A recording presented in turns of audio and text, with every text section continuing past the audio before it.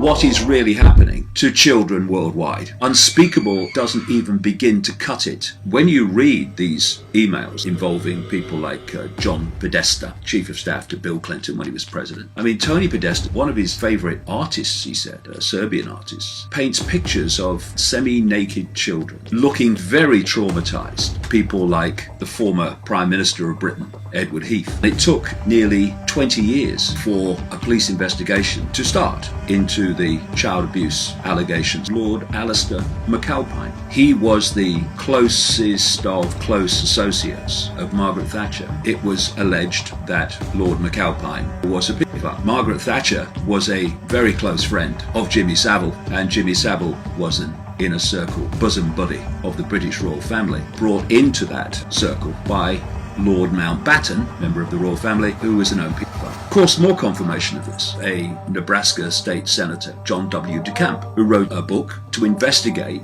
the corruption of the Franklin Credit Union, headed by a guy called Lawrence King. He found that King was running an elite pedophile ring, supplying children to elite politicians. Exactly the same theme and exactly the same story that you hear around the world. There is the world that the population lives in, and then there's the world that they live in, which is very different.